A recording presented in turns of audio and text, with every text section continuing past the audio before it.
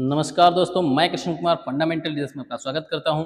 आज आपके सामने हम लेकर आए हैं क्रॉप क्लासिफिकेशन, फसलों का वर्गीकरण। जैसा कि हमने इससे पहले बताया था, कुछ विशेष प्रकार के फसलें होती हैं, कुछ लाइफ साइकिल के आधार पर, ऋतुओं के आधार पर, जड़ों के आधार पर, उपज के आधार पर। लेकिन कुछ ऐसी फसलें होती हैं जो किसी विशेष प्रकार से या विशेष पर्पज से उगाई जाती हैं, तो उन्हें हम अलग क्लासीफाई करते हैं। आइए चलते हैं।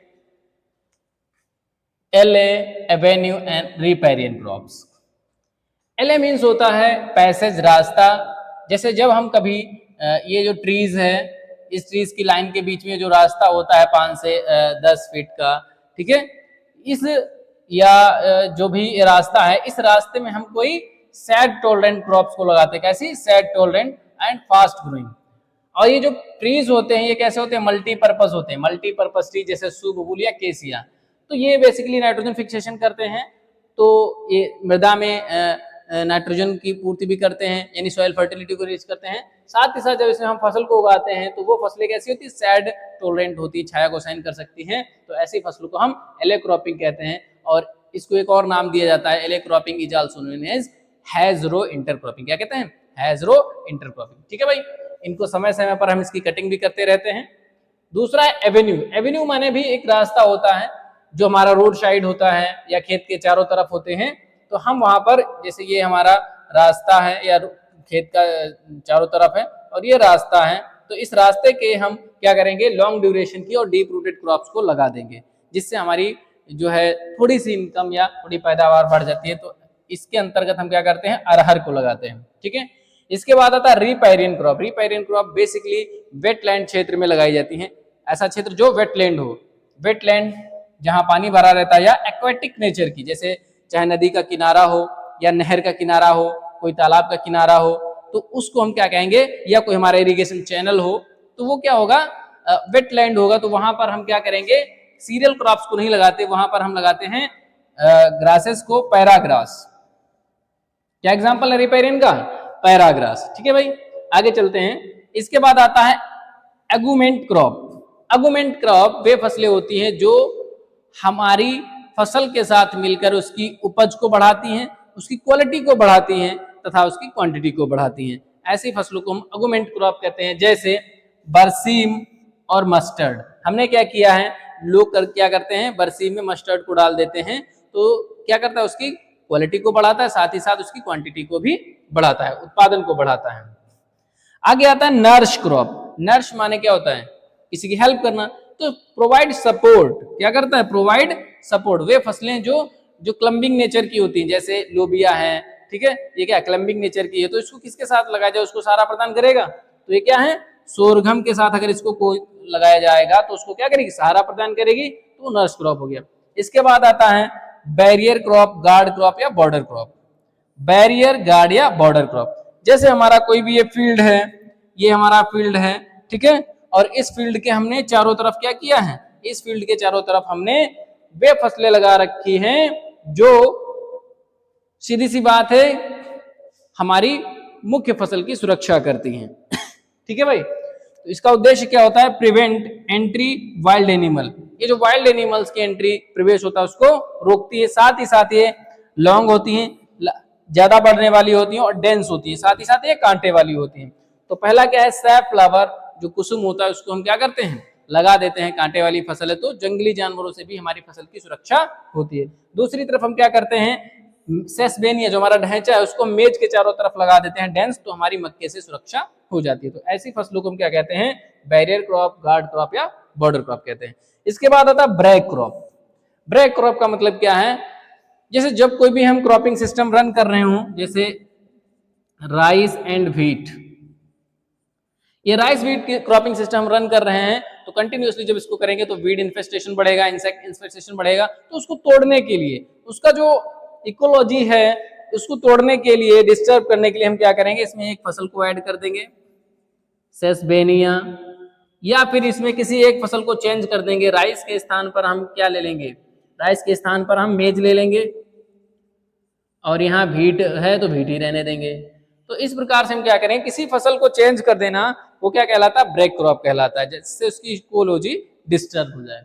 आगे आते हैं ट्रैप क्रॉप। ट्रैप क्रॉप या डिके क्रॉप। देखो ट्रैप क्रॉप में वे फसलें ली जाती हैं जो इंसेक्ट के प्रति बहुत ज्यादा ससेप्टेबल होती है, ठीक है, उन पर बहुत इंसेक्ट डिजीज आ जाते हैं।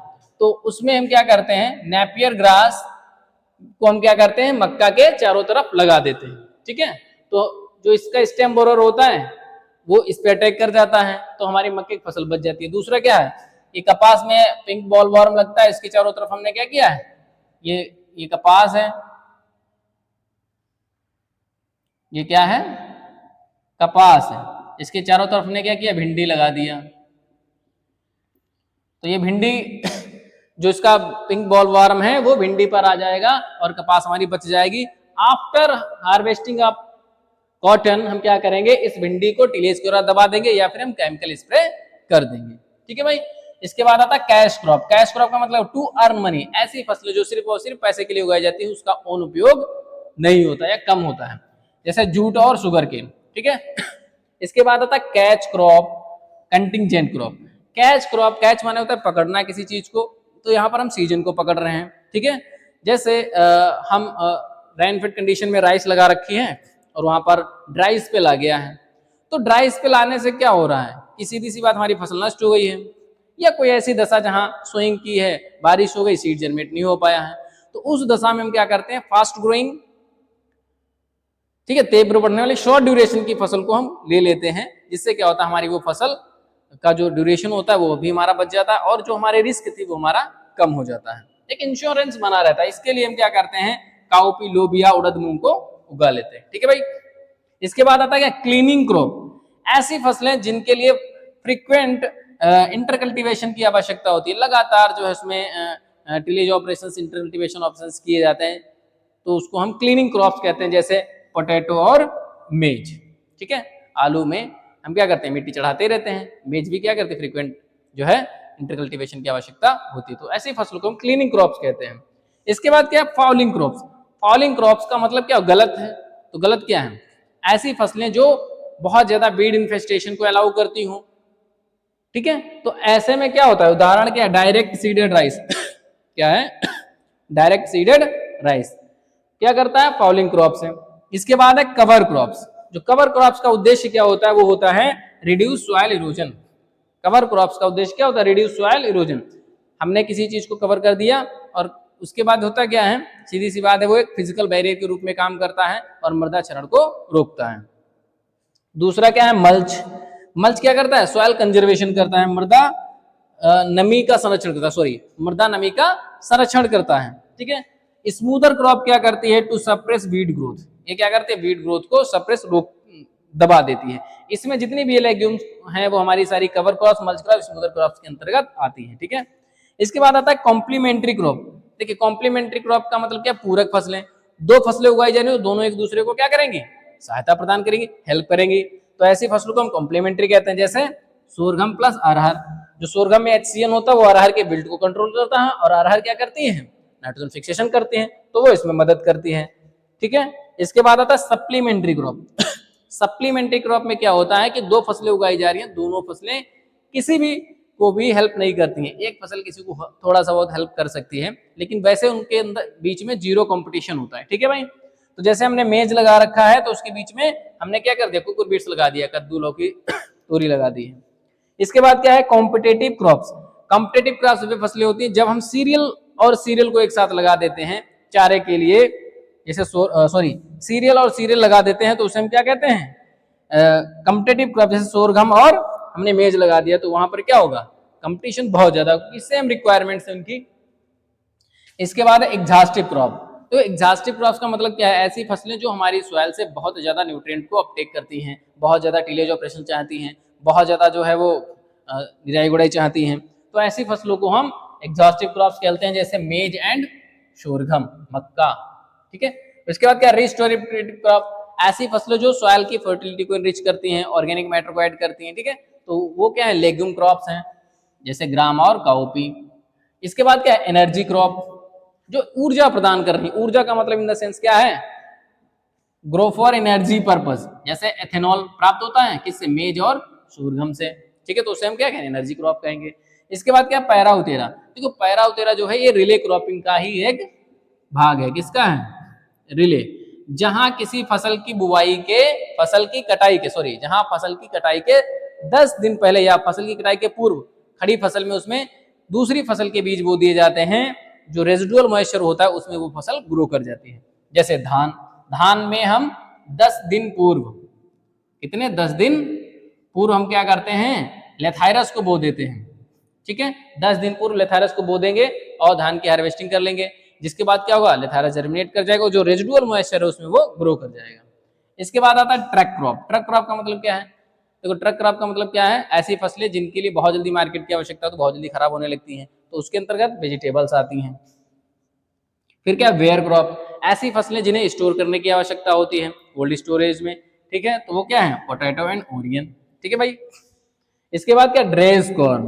देखो कॉर्न जो शब्द है वो यूएस, कनाडा, ऑस्ट्रेलिया में यूज किया जाता है मक्के के लिए, लेकिन यहाँ पर क्या है, हम जब सीरियल और सीरियल्स को फॉडर पर्पस के लिए उगाया जाता है, किसके लिए, फॉडर, चारे के लिए उगाया जा रहा है, दो सीरियल्स को एक साथ उगाया जा रहा है, तब उसे हम क्या कहेंगे, ड्रेस कॉर्न कहेंगे, जैसे ओट और बारले। ठीक है, ओट प्लस बारले। इसके बाद क्या था, इरोजन परमिटिंग क्रॉप्स, ऐसी फसलें जो इरोजन को बढ़ाती हैं। ठीक है, इरोजन को बढ़ाती हैं, ऐसी फसलों को हम इरोजन परमिटिंग कहते हैं, जैसे मेज, मक्का। फिर क्या कह रहा है, इरोजन रेसिस्टिंग क्रॉप, ऐसी फसलें जो इरोजन को रोकती है, तो ग्रासेस हों या लेग्यूम्स हों, कोई दलाने वाली फसलें हों, वो क्या करती हैं, इरोजन को के प्रति रेसिस्टेंट होती हैं। ठीक है, जैसे डीप रूटेड होती हैं और इसके अंतर्गत लेग्यूम्स आती हैं। क्या आती हैं, लेग्यूम्स आती हैं और ये डीप रूटेड होती हैं। तो ये जो क्लासिफिकेशन है आपके लिए, ये बहुत ज्यादा कॉम्पिटिटिव एग्जाम से पूछा जाता है, इनमें से सवाल आपके पूछे जाएंगे, तो इसको एक बार नहीं 2 बार देख लेना, ये आपके समझ में आ जाएगा और इससे क्वेश्चन पूछे जरूर जाते हैं। तो ये क्लासिफिकेशन आपका बहुत ही ईजी है, इसको समझिएगा, एक बार नहीं 2 बार देख लीजिएगा। वीडियो कैसा लगा है कमेंट बॉक्स में जरूर बताइएगा, और चैनल को सब्सक्राइब नहीं किया तो इसको सब्सक्राइब कर लो और इसको ज़्यादा से ज़्यादा शेयर करो। धन्यवाद।